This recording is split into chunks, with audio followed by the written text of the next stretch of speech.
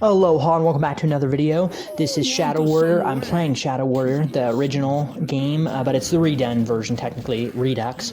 And as you can see on Who Wants Some Weighing difficulty, the interesting thing about the difficulty in this game is that depending on the difficulty you choose, it changes the number of enemies on the stage, as far as I'm aware, and what enemies are where. And even just in that first level, on a higher difficulty, if I was one step above, as far as I know, the two demons would actually be wearing red pants. And no, that's not just some cosmetic difference. It's not because they're city-going, millennials or whatever generation this would be, Gen Z. Anyways, going to the disco or going to a party. No, the red pants actually indicate that they have different weapons, and that they have faster reaction times, so they're more difficult. And these brown pants wearing ones are your normal traditional enemies. It's similar to how in Blood, if you don't know how the cultists, or if you do know, I don't know, how the cultists wear different colored robes. And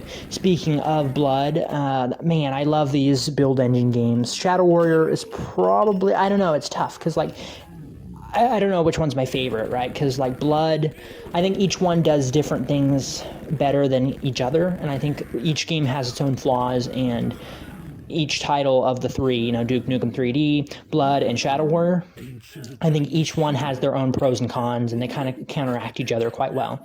I think Blood might be my favorite. I think the shooting is so visceral. I love the weapon design and the world, but at the same time, the world is so horror-focused, so kind of out there. It's almost harder for me to, and it's kind of disturbing in certain ways, and it's not like it's super freaky or anything like that, but it has a thick, looming atmosphere, and it's almost harder to play, or not as easy to come back to because of that. And along with its grueling difficulty, I'd say that it's easier for me to just hop in and play some levels of Shadow Warrior like I'm doing here, or play levels in Duke Nukem 3D.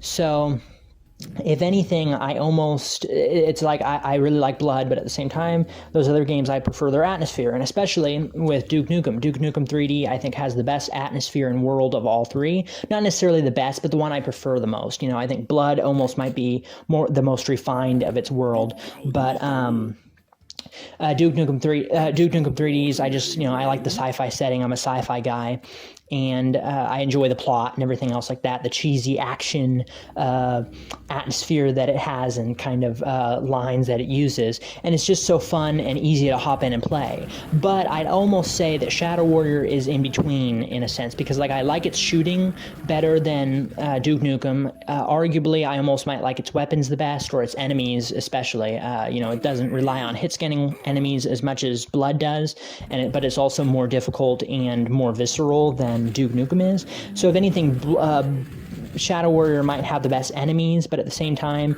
the shooting's the most visceral in Blood. The level design, I don't know. The bosses are definitely the best in Blood. I don't know, I might like Blood the best, but it's difficult.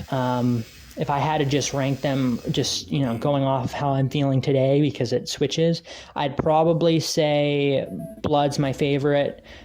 Shadow Warrior is a close second, and then Duke Nukem, but it's real tough, because, I don't know, Duke Nukem's definitely the easiest to play, because it's more than just its difficulty, but once again, the world design really draws me in, and because of its slower paced gameplay, it's not super slow or anything, but in comparison to these two, and it's going back from, going from Shadow Warrior and Blood, going back to Duke Nukem 3D, it's a lot more relaxing. It's easier to just kind of sit back and play.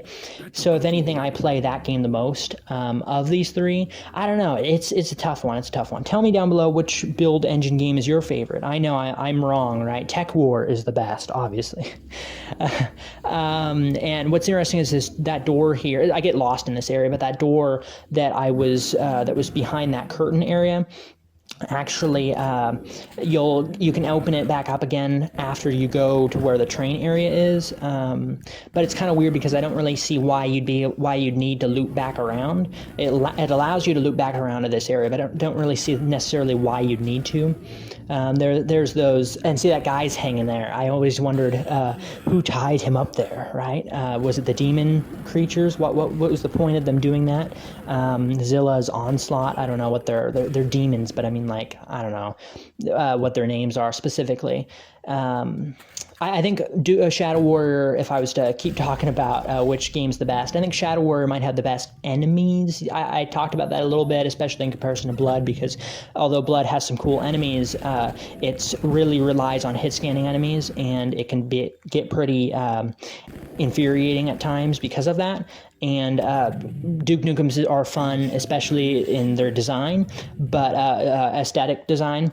But I don't know if they're as fun to fight. But enemies in Shadow Warrior, like the Coolies, are real fun, I think. It's cool kind of shooting them, and then you see their spirit kind of leave their body, and you have to kind of, like you see here, these spirits come from Coolies. So being able to have basically two enemies in one and needing to kind of change your playstyle between its first life essence and its first form that it has taken, and then its second form that it takes after its death, really kind of adds a cool element to the combat.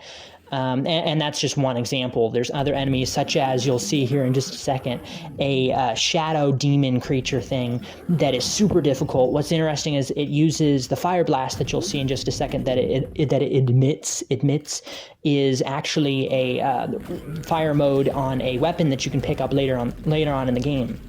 Yeah, you just saw that there. It's invisible. It could easily die from that, and it can use flash grenades like it just did. I'm saving just in case I die here. And that fire mode where it shoots fire in all directions, you can actually use if you kill this certain enemy. I forget what it's called, but it's basically like this giant orc kind of thing, ogre-looking creature. And if you kill it, you can use its head to shoot fire like a flamethrower. And then depending on the fire mode, Lo Wang pushes his fingers in different parts of its skull, so into like its brain. So it's almost as if he's like... It's almost as if he's like tapping into like pressure points on his head, or not pressure points, but like nerves. Like he's like pushing his finger into, it's like brutal, pushing his finger into the brain and like triggering certain, like nerve endings basically, and it changes its fire mode. And there's like 4 or 5 different fire modes in total. That's one of them where it shoots fire in all directions. There's a few others as well. That's a super cool weapon, and you'll see it later on if I decide to play more of, or if I decide to show you more of my playthrough. And if you want to see that, tell me in the comments below. Thanks for watching. If you have any tips or ideas of what you want to see in the future, I'm just kind of hopping all over the place and doing the kind of videos that I want to make instead of just, doing the same thing. So I'm all over the place. I don't know what I'm doing. Okay, see you later. Aloha, goodbye.